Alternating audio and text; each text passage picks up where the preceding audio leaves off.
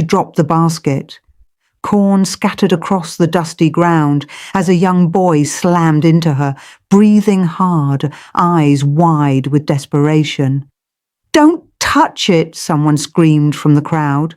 But the boy had already grabbed one. "I'm hungry," he said, his voice shaking but defiant. The entire village went silent. They all knew her, Ezinne, the corn seller no one trusted, the woman people whispered about, the one they said stole destinies. Ezinne stepped forward slowly, her tired eyes locked onto the boy. "Drop it," she said calmly. The boy tightened his grip. "I don't care what they say about you. I just want to eat." Murmurs spread through the villagers. "He's finished. Another one gone. Why didn't someone stop him?" But the boy had already made his choice. He raised the corn and bit into it. For a moment, nothing happened. He swallowed, tried to smile. "See? Nothing." His voice cut off. His body stiffened. The corn fell from his hand, and he collapsed. The crowd gasped. Ezinne closed her eyes. When the boy opened his eyes again, everything had changed. The sky looked wrong. The air felt heavy. And then the voices started. "Run! Please don't let this happen. I don't want to die." The boy clutched his head, trembling. "Stop! Make it stop." But the voices only grew louder. Then came the images. A man bleeding on the ground, a house burning, a child crying, abandoned and alone. The boy gasped. "What is this?" "Your truth." He turned. Ezinne stood behind him, but she looked different, stronger, brighter. Her eyes carried something powerful. "You weren't supposed to see this so soon," she said. "What did you do to me?" the boy shouted. "I gave you what you asked for. This isn't food." "No," she said quietly. "This is destiny." The boy froze. "What do you mean?" Ezinne gestured around him. "These are the futures that were coming." "For who?" "For them." The boy shook his head. "No, you're lying." "Am I?" She raised her hand. The world shifted. The boy now stood in the village, but it was destroyed. Houses broken, people crying, fire everywhere. "What is this?" he whispered. "A future that was meant to be." A man collapsed beside him, gasping for air. No one helped. They just watched, used to suffering. The boy turned in horror. "Stop this!" "I can't," Ezinne said. "Why?" "Because this is what I took away." The boy stared at her. "You took this?" "I removed it," she said softly, "so they could live." The world faded. They returned to the present. The boy dropped to his knees, shaking. "They don't know," he whispered. "No," she said. "They think you're evil." "I know. Why didn't you tell them?" Ezinne looked at the villagers. Would they believe me? The boy turned, saw their faces, fear, suspicion, anger. He swallowed hard. "No." The boy looked back at her. "You didn't steal their destiny." He paused. "You hid it." Ezinne said nothing, but her silence confirmed everything. Then the whispers started again. "She's done something to him. He's changed." "They're both dangerous." The boy's heart pounded. "They're going to attack you," he said. "I know," she replied calmly. "You have to tell them the truth. They won't listen. I will make them listen." Ezinne's eyes softened. "If you speak for me, they will turn on you too." The boy clenched his fists. "They deserve the truth." He stepped forward. "They're wrong about her," he shouted. The villagers turned. "She didn't steal anything. She saved you."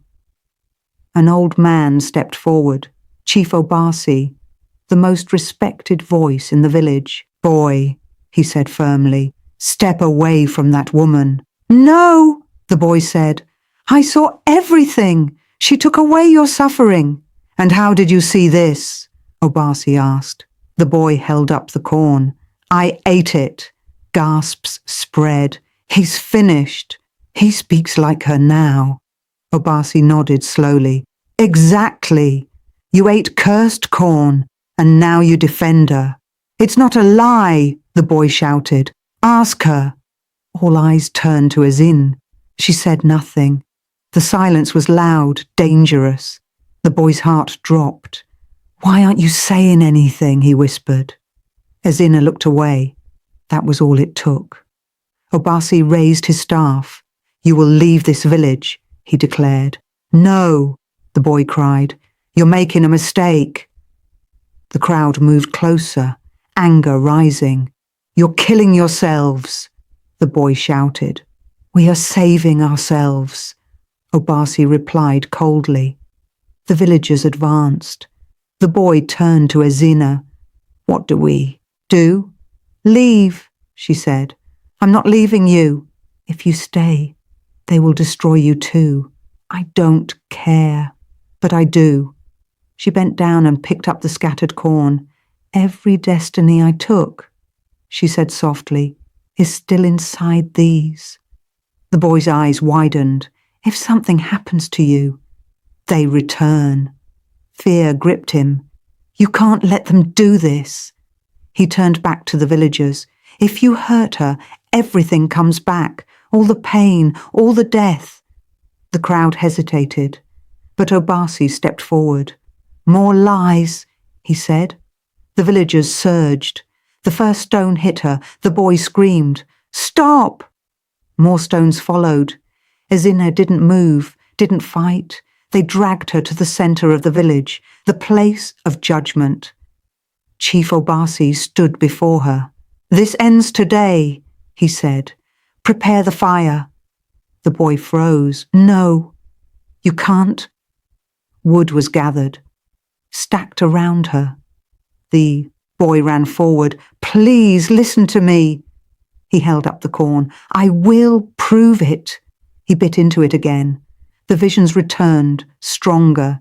He screamed, This is your future, death, pain, fire. Some villagers hesitated, fear flickered.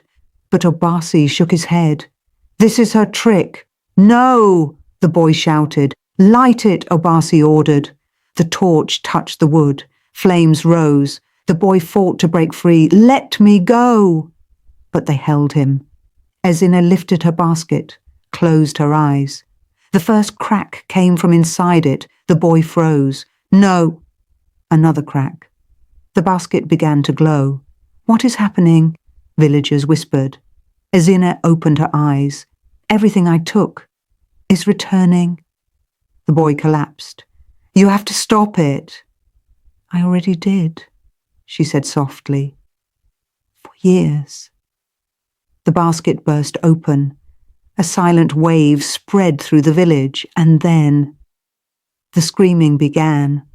A man fell, clutching his chest.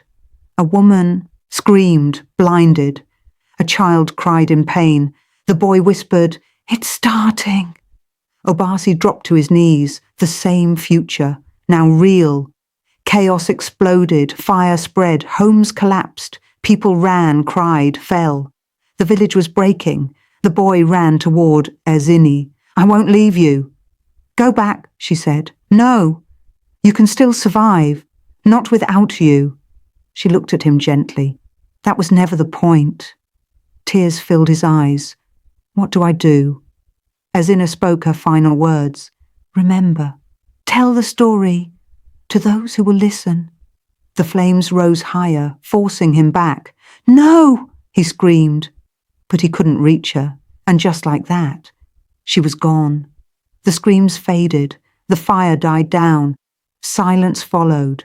The village was destroyed, smoke filled the air, bodies lay scattered, and in the centre only ashes remained. The boy stood alone. His name was Chinedu, and in his hand the last piece of corn. He looked around at what was left. They didn't listen, he whispered. His voice echoed. They didn't listen. He closed his eyes, saw the peaceful village they once had, then opened them again. Gone.